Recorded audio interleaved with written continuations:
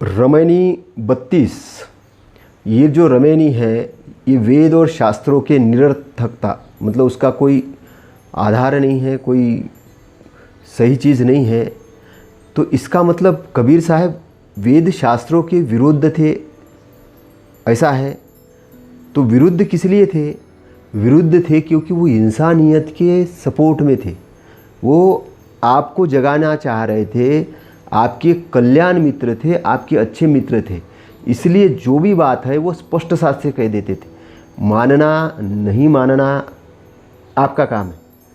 आप अपना विवेक कितना जगाते हैं, कितना करते हैं, ये आप पर निर्भर है। आप ही अपने स्वामी हैं, आप ही अपने मालिक हैं और आप ही अपने मालिक को प्राप्त करने वाले हैं, जानने वाले हैं।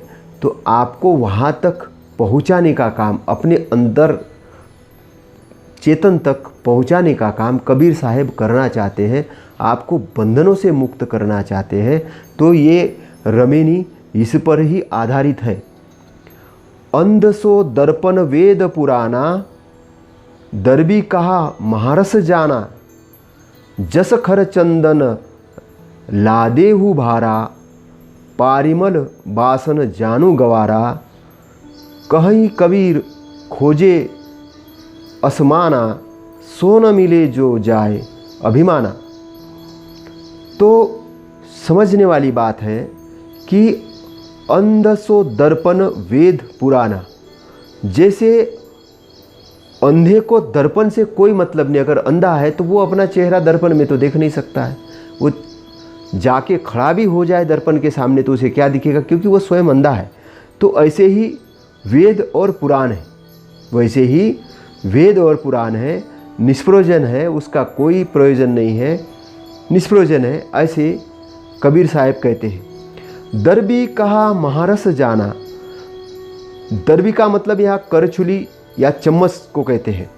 तो करछुली नाना व्यंजनों में फिरते हुए भी उसके षटरसों को क्या जाने, उसमें क्या रस है, व्यंजनों के अंदर में किस किस प्रकार के अलग अलग रस है, किस किस प्रकार के नाना सुगंधा है, वो नहीं जानेगी, क्योंकि कलची है, करछुली है या चम्मच है, वो कैसे जानेगा? नहीं है, वो निर्जीव है, क्योंकि उसने अपने स्वाद को जगाया ही नहीं है, स्वाद को जगाया ही नहीं है। तो वो रहती तो है, सभी प्रकार के व्यंजनों में घूमती तो है, लेकिन उसे पता नहीं चलता। क्यों पता नहीं चलता? क्योंकि उसके अंदर वो गुण विकसित ही नहीं हुआ है, जिस गुण के माध्यम से वो पता करे कि ये क्या स्वाद वाला है, ये बेस्वाद वाला है। जैसे व्यापारी का गधा चंदन का बोझ ढोता है, तो यहाँ कहा गया है परिमल बास न जानू गवारा। परिमल बास का मतलब है चंदन की सुगंधी। तो चंदन की सुगंधी गवार कैसे जानेगा? तो जो गधा होता है, जो चंदन को ढो तो रहा है, वो चंदन को ढो तो रहा है, लेकिन उसकी सुगंधी नहीं जानता।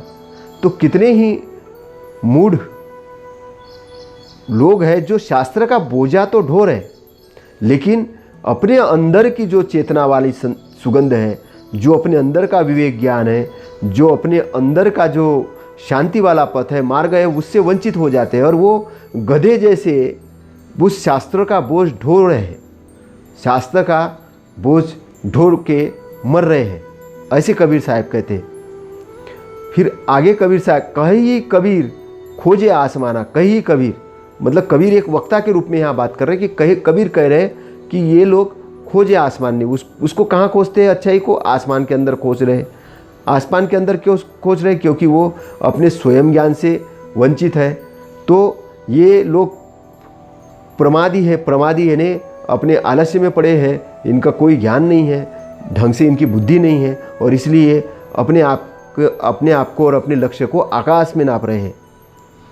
तो सो न मिला जो जाए अभिमाना। अभिमाना यानी अभिमान, अहंकार से जो होता है। तो ये लोग शास्त्र के अहंकार में ऐसे दब जाते हैं और ऐसे दब कर इतने अहंकार हो जाते हैं कि वो बहुत अहंकार हो जाते हैं, उनको शास्त्र मत का इतना अहंकार चढ़ जाता है कि उनको लगता है कि हम इतने वेद जानते हैं, इतने पुराण जानते हैं, इतना कुछ जानते हैं, और वो एकदम अभिमान में आकाश को नापते रहते, बस हवाई किल्ले बनाते रहते। लेकिन जो स्वयं चेतन है, स्वयं अपना विवेक है, स्वयं बुद्धि है, उसके अंदर वो स्थिर नहीं हो पाते, और उसके अंदर स्थिर नहीं हो पाने के कारण वो शास्त्र के नीचे दब जाते हैं, उसके भार से दब जाते हैं।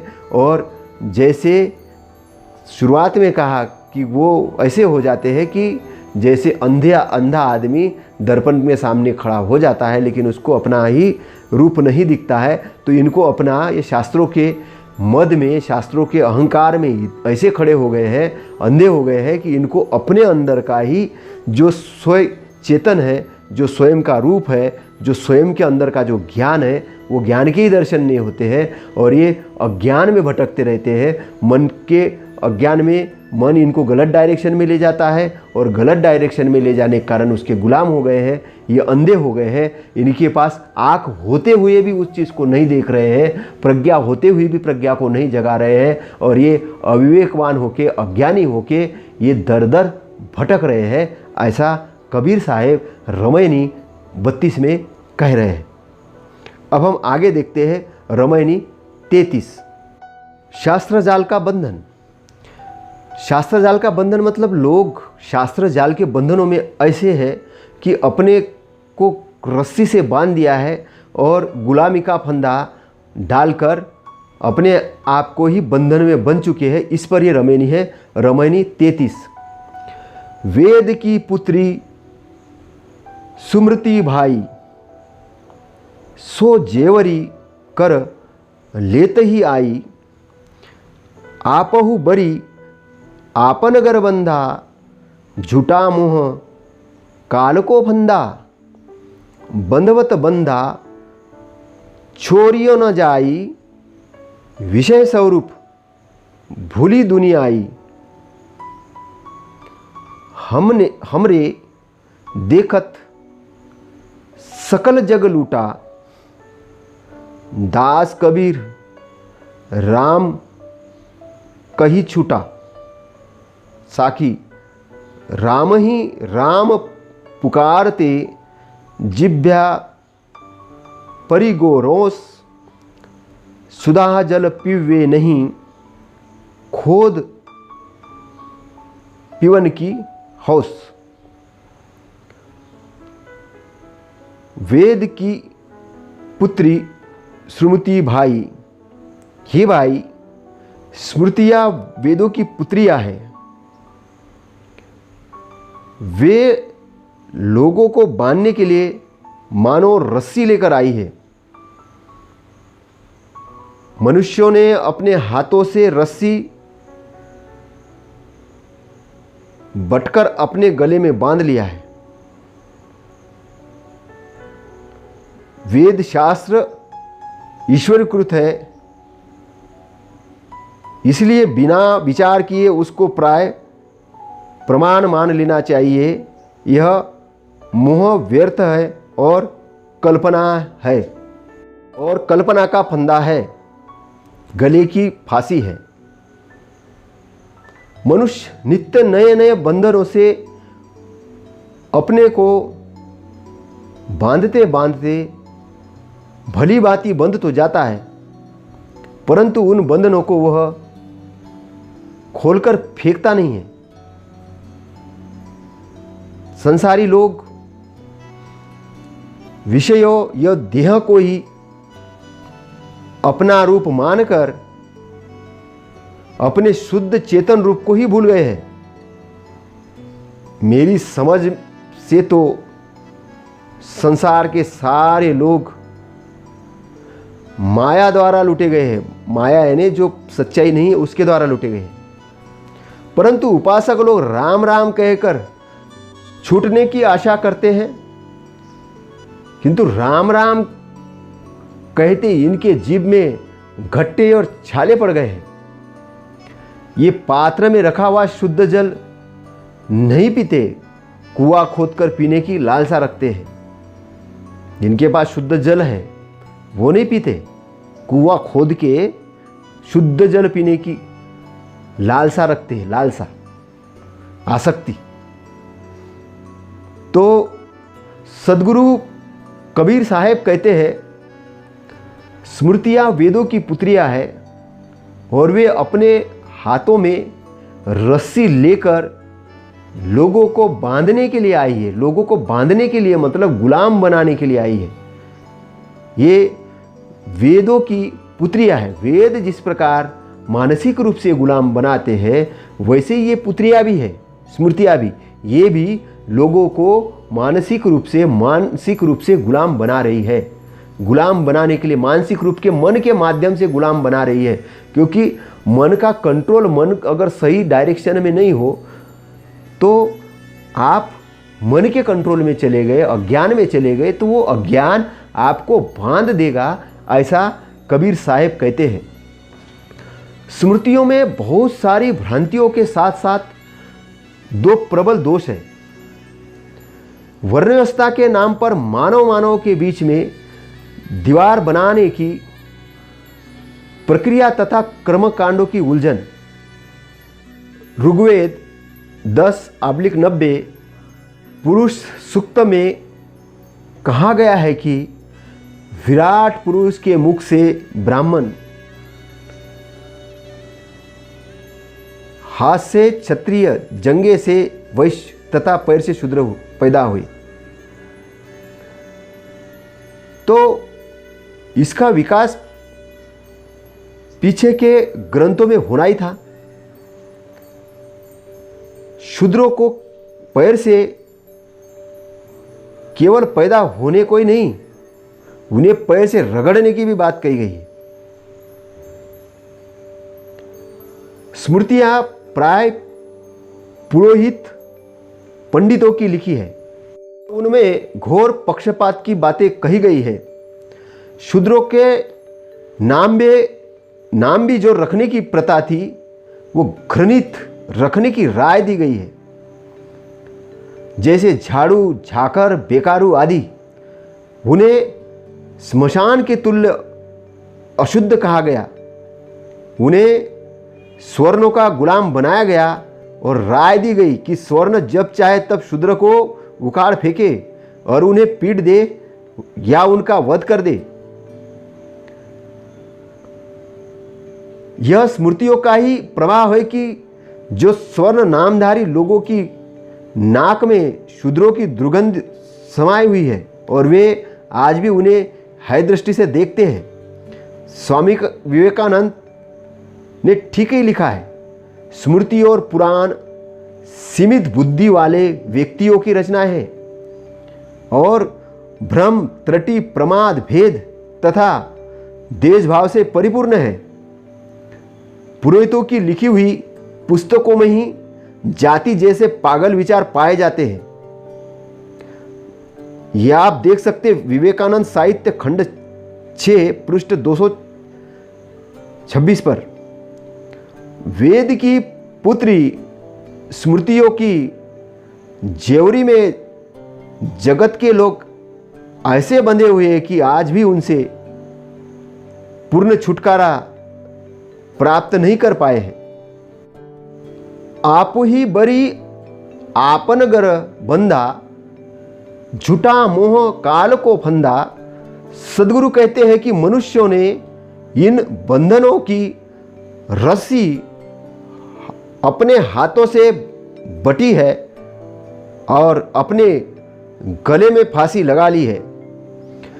पुरोहित पंडितों ने न केवल दूसरों को ठगने के लिए ही कर्मकांड का जाल नहीं फैलाया है, किंतु वे स्वयं अज्ञान के भ्रम में रहे हैं।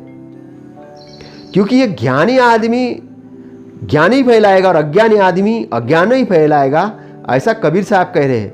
इसके परिणाम में उन्होंने स्वयं उसमें उलझकर अपना आध्यात्मिक अहित किया है। तो पंडित पुरोहितों ने स्वयं अज्ञात में उलझकर अपना आध्यात्मिक अहित किया है। उन्होंने धन संपत्ति तो बनाई, शास्त्रों की रचना तो की, अपने आप से मुख को पैदा हुआ ब्राह्मण तो बता दिया कि हम जन्म से ही ब्राह्मण हैं, ब्रह्मा के मुख से पैदा हुए इसलिए।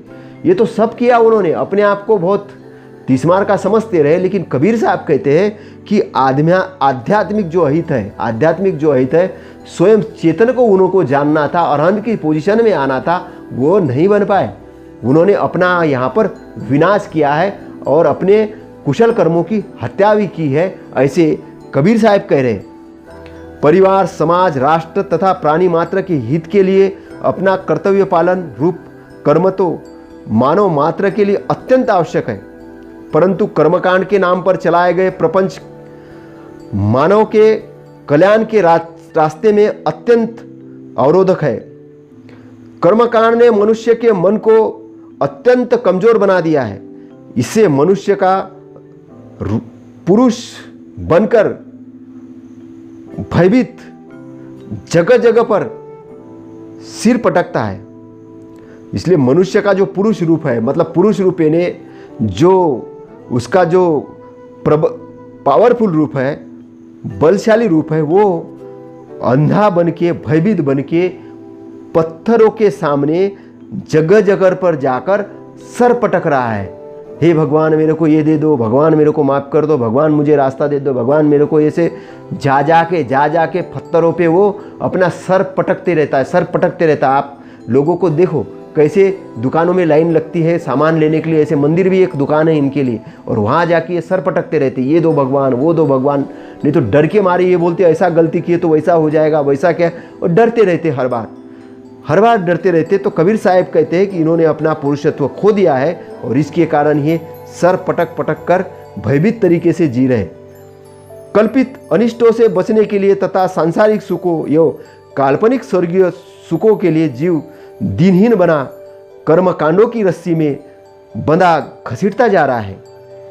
तो कल्पित अनिष्ट हुआ नहीं, लेकिन कल्पना कर रहा अनिष्ट को, ऐसा हो जाएगा, ऐसा हो गया तो वैसा हो जाएगा, वैसा हो जाएगा, अपना कल्पना करता रहता। और उसको बचने के लिए और सांसारिक सुख प्राप्त करने के लिए ये मिल जाए, वो मिल जाए, और नाना स्वर्गीय सुखों के लिए, स्वर्गीय सुख, स्वर्ग में अप्सरा मिल जाए, अच्छी सुंदरी मिल जाए, यहाँ भोगने को नहीं मिली वहाँ मिल जाए, वहाँ 10-10 मिल जाए, ऐसे करके उम्र भी हो गई है, चलना नहीं हो रहा, लेकिन काल्पनिक स्वर्ग सुख के लिए वो दिनहीन बना कर्मकांडों की रस्सी में बंधा घसीटता जा रहा है। कर्मकांडों की रस्सी है उसमें बंध गया है और घसीट रहा है, ऐसे कबीर साहब कहते हैं।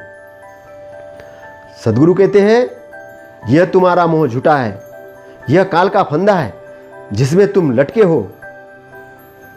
लोगों का यह मोह है कि वेद शास्त्र ईश्वरीकृत या आप्तकृत है, ईश्वरकृत है, उस पर प्रश्न चिन्ह नहीं लगा सकते। ऐसे लिखा गया तो लिखा गया, लोगों ने मान लिया तो अपनी बुद्धि सरेंडर कर दी और उन्होंने तर्क करना बंद कर दिया, विवेक करना बंद कर दिया, तो अज्ञान को अज्ञान से मानने लग गए और अज्ञान में भटक के क्या हो गए, ये बंधन में बंध गए।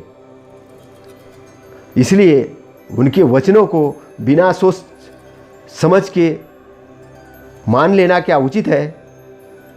कबीर साहब कहते हैं यह मिथ्या मोह है और ये गले की फांसी है। अगर आप बगैर विवेक से, बगैर सोच समझ के अगर उसको मान रहे हो तो आप क्या कर रहे हो, मूढ़ता में पड़ रहे हो। और मूढ़ता में पड़ने के क्या है, गले की फांसी। गले की फांसी मतलब यहाँ आत्महत्या करना नहीं है।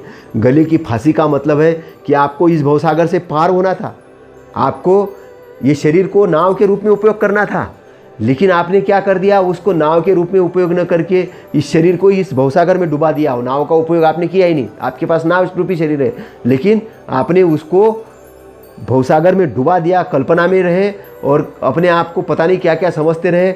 ना विवेक का उपयोग किया, ना ज्ञान का उपयोग किया। ये भौतिक वस्तुओं को और भौतिक चीज़ों को सब कुछ मान के इसके पीछे दौड़ते रहे और सच्चाई को जाना ही नहीं। और सच्चाई को न जान के ना आपको अपना जानकारी मिली, ना आपने दुनिया को सही जानकारी दी। आप तो अज्ञान की रस्सी में बंधे और लोगों को भी आपने स्मृतियाँ और ये सब रचा के लोगों को बांध दिया है। ऐसे कबीर साहब कह रहे, बंधवत बंदा छोरी न जाई, विषय स्वरूप भूली दुनियाई। मनुष्य ने बांधते बांधते अपने आप को बंधन में बांध लिया है। मान लो कोई आदमी अपने शरीर को रोज रस्सी से बांधे और साल भर बांधता रहे तो 365 रस्सियों से बांध लेगा। और अगर वो 80 साल तक ऐसा करता है तो कम से कम 29,200 रस्सी से बन जाएगा। मनुष्य की दशा यही है कि वो संसार में आकर जब होश संभालता है तो नित्य नए नए बंधनों में बनता जाता है। सदगुरु कहते हैं विषय स्वरूप भूली दुनिया ही। संसारी लोग विषयों के जाल में पड़कर अपने चेतन स्वरूप को भूल गए हैं। अपनी जानकारी नहीं उनको कि मैं एक चेतन स्वरूप हूँ।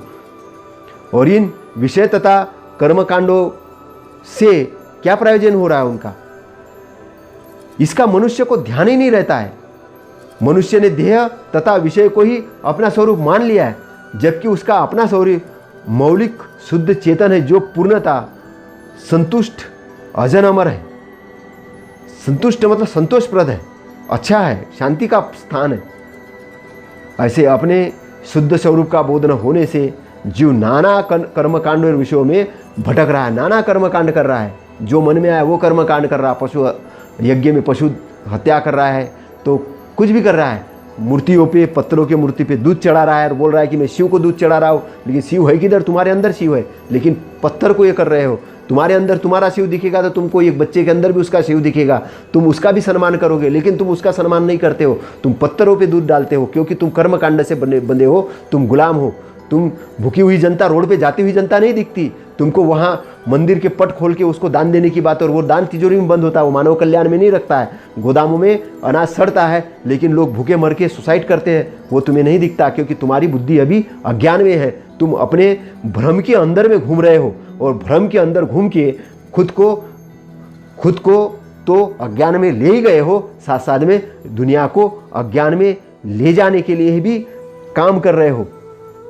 हमरे देखत सकल जग लूटा, हमारे देखते देखते ही सब जग लूट गया। कबीर साहब कहते हैं कि हमारे देखते देखते जग लूट गया, तो संसार के लोगों का बोध नहीं आया, शांति भी लूट गई उनकी।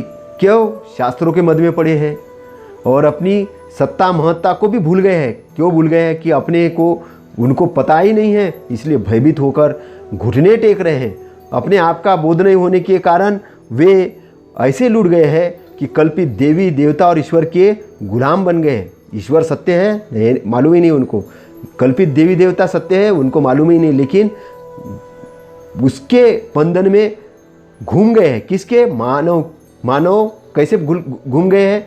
क्योंकि उनके मन ने एक कोरी कल्पना की, और उस कोरी कल्पना ने ईश्वर की रचना की, देव देवताओं की रचना की, जिसका कोई प्रमाण नहीं है, कोई उसका कोई साक्ष्य नहीं है और कोई उद्देश्य नहीं है। बेउद्देश्य दुनिया भटक रही, और आदमी उस चक्कर में क्या हुआ? अपने चेतन को भूल गया, अपने स्वामित्व को भूल गया, और अपने स्वामित्व को भूलने के कारण वो एक गुलाम हो गया, उसको खुद का बोध ही नहीं रहा। तो छांट सकल की आशा की दशा आने पर सब सुख तेरे पास हो सकता है। छांट सकल की आस की दशा आने पर ही सब सुख तेरे पास हो सकता है, मतलब तू मुक्त हो सकता है, सब सुख तेरे पास हो सकता है। कबीर साहब कहते हैं, दास कबीर राम कहीं छूटा, दास कबीर राम कहीं छूटा। ये उपासकों पर व्यंग है।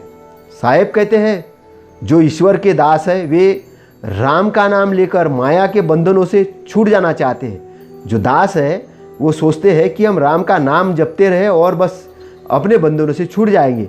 लेकिन सदगुरु साहब कहते हैं राम ही राम पुकारते, जिभ्या परिगोर रोंस, सुधा जल पीवे नहीं खोद पीवन की होश। राम राम रटते रटते जीभ में भले ही छाले पड़ जाए, परंतु इससे न तो स्वरूप ज्ञान मिलेगा और न ही स्वरूप स्थिति होगी। लोग राम राम राम राम रटते रहते हैं, कुछ लोग राम राम राम राम लिखते रहते, समझते हैं कि राम राम लिखने से, राम राम रटने से हमारी मुक्ति हो जाएगी। लेकिन मुक्ति तो नहीं होती, मृत्यु हो जाती है। राम राम रटते रटते जीवन बूढ़ा हो जाता है शरीर, और बूढ़ा होकर मृत्यु के जाल में चले जाते हैं। मार के बंधनों से मुक्त नहीं हो पाते, अज्ञान से मुक्त नहीं हो पाते, और अज्ञान से मुक्त न होने के कारण भवबंधनों से छूट नहीं पाते, और भवबंधन से नहीं छूटने के कारण क्यों राम राम करते हुए, राम राम जपते हुए, ईश्वर ईश्वर करते हुए मर जाते हैं। तोते जैसे रटते रहते हैं, लेकिन पता ही नहीं होता उनको अपने अंदर का शीतल चेतन स्वरूप की उनको जानकारी नहीं होती, अपनी विवेक बुद्धि की जानकारी नहीं होती, उनको सत्य की परख ही नहीं होती, और सत्य के परख न होके, वो पारखी न होके गुलाम बन जाते हैं। ऐसे कबीर साहब कहते हैं। तो ऐसे लोगों को कबीर साहब कहते हैं कि पात्र में रखा हुआ स्वच्छ जल है, उनके पास पात्र में रखा हुआ स्वच्छ जल है। तो क्या है, सुधा जल पीवे नाही खोद पीवन की होश। पात्र में रखा शुद्ध जल तो है, वो नहीं पीना चाहते, वो उन्होंने आशा धरी है कि मैं कुआं खोदूंगा, उसमें से जल निकालूंगा और फिर पीऊँगा। अरे भाई, तब तक मर जाओगे, उम्र निकल जाएगी। पास में शुद्ध जल रखा है, उसको पियो, तृप्त हो जाओ। तो आपके पास जब सब कुछ है, उसके बाद भी क्यों लालसा है, क्यों मोह है, क्यों मूर्ता है? क्योंकि आप अज्ञानी हो, ऐसा कबीर साहब कहते हैं। तो राम क्या है? राम तो अपना चेतन स्वरूप है, लेकिन अज्ञान वाले राम में, शब्दों के राम में भटक गए हो और किसी अज्ञानी राम को अपना राम मान बैठे हो। तो सबको जबान में रटने की आदत हो गई है। मन के विकारों को विचारों से हटाओ।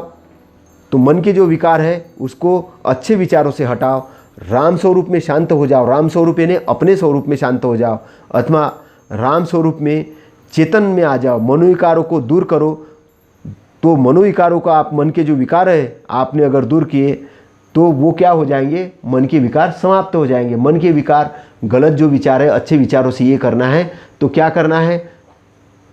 अपने आप को प्रसन्न करने के लिए अपने चेतन स्वरूप को जानना है। जब आप प्रसन्न हो जाएंगे, जब आप अच्छे मार्ग पर आएंगे, तब आपको दुख नहीं होगा। और जब आप सुख होंगे तो आपके पीछे सुख चलते ही रहेगा, क्योंकि आप चेतन रूप में आ गए होंगे, आप अच्छाई के मार्ग पे आ गए होंगे और आप ये दुख की दुनिया से छूट गए होंगे और आप शांति पथ पे, उस सुगंध वाली पथ पे जिसमें लाल चंदन जैसी सुगंध है, शांति का पथ है, उसके अंदर आ चुके होंगे। और इस शास्त्रों के जाल से, शास्त्रों के बंधन से, अज्ञान के बंधन से, मन के विकारों से आप छूट गए होंगे। और जो भी शास्त्र है, जो भी किताबें आप पढ़ते हैं, उसमें से अगर आपका विवेक जग जाएगा तो आप सही और गलत को पहचान लोगे। सही को उस किताबों से आप ले लोगे और उस सही से अपना नौका को और हल्का करोगे और इस भवसागर को पार करोगे। लेकिन अज्ञान में पड़े हो तो फिर वेद ईश्वरीकृत है, उसमें प्रश्न चिन्ह नहीं लगाना, ऐसा सोच के फिर आप मूड में चले जाओगे। आपने अपने अंदर की जो शक्तियाँ हैं, आपके अंदर के जो ज्ञान के तत्व है, उस ज्ञान के तत्व को, उस प्रज्ञा को, उस विवेक को, उस सही गलत जांच करने की क्षमता को, उस मूर्ति को आप खो दोगे और विषय वासना में आप भटक जाओगे, बंधन में लटक जाओगे और बंधन में लटक के निकल जाओगे संसार से। पता ही नहीं चलाता किस लिए आए थे और कहाँ चले गए। ऐसे लोग हैं ना कि आए काय के लिए उनको पता ही नहीं, और जब मृत्यु पकड़ती है तब डरते हैं, हे भगवान और कुछ 2-4-5 साल दे दो, हमने तो कुछ किया ही नहीं, लगता है ये करना बाकी है, वे करना बाकी है। लेकिन सत्य को जाना नहीं, और सत्य को जाना नहीं, मोह माया बंधन में भागते रहे और अपने आप को गुलाम बनाते रहे। इसलिए कबीर साहब चेता रहे हैं, जागरूक हो जाओ, जागरूक हो जाओ, समझ लो और समझ के अपने आप को अच्छे रास्ते पे ले आओ। अपनी भी उन्नति करो, समाज की भी उन्नति करो, प्रदेश की भी उन्नति करो, अपने घर की भी उन्नति करो और देश की भी उन्नति करो और सतपथ पे आगे बढ़ जाओ। आपका कल्याण हो, आप सभी दुख से मुक्त हो, आपके परिवार के अंदर में सब लोग आनंदित रहे, सब लोग एक दूसरे का सम्मान करें और सब लोग एक दूसरे की उन्नति के लिए मार्ग प्रशस्त करें। इसी के साथ हम ये रमेनी 33 को यहाँ समाप्त करते हैं।